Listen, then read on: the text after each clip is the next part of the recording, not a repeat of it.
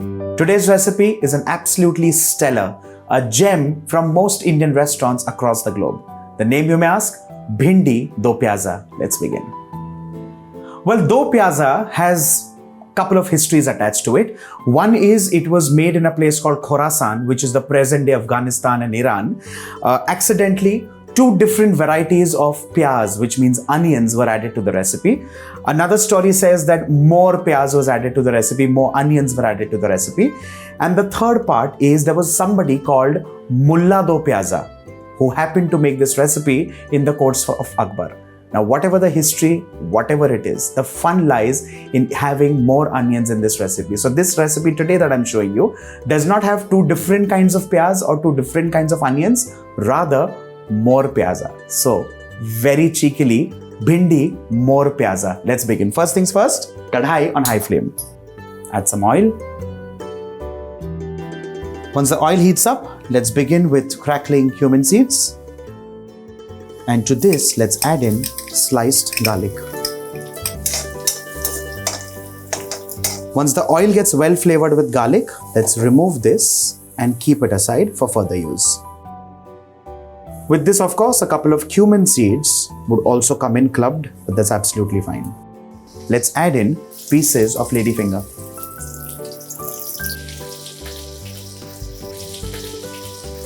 Time to add in salt. And along with this, amchur powder.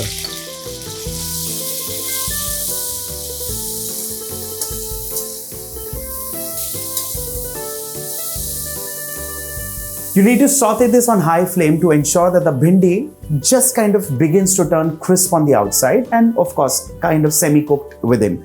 The reason for adding amchur, two-pronged really. One is to bring in that much needed tang in the recipe. Of course, we have tomatoes as well, but the tang is really required. Two is the moment you add in amchur, the stickiness of the bhindi is absolutely at bay. If you cannot lay your hands on amchur, by all means, you can add in anardana powder, which is pomegranate kernels, which are dried, sun-dried, and then kind of crushed. You can add that, or you can add in a couple of drops of lemon juice. Remember this. Once the bhindi gets slightly browner like so, let's remove this in a bowl. In the same kadhai, let's heat in some more oil. Once the oil heats up, let's throw in a couple of ginger juliennes. To this, let's add in sliced onions. And along with this, the cumin and garlic that was kept aside.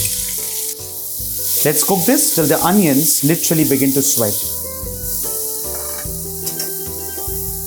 Time to add in salt, remembering the fact that bhindi already had salt. Along with this, a touch of garam masala powder, chili flakes, and tomatoes.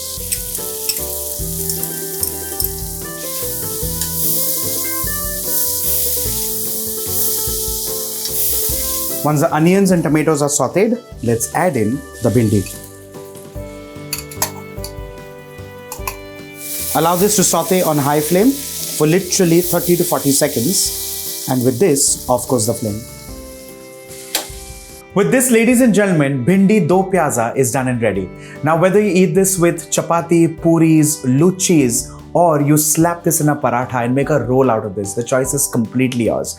Now, whether you eat this with kadhi chawal, rajma chawal, or just plain simple dal rice or dal khichdi, thank me later. Bye for now.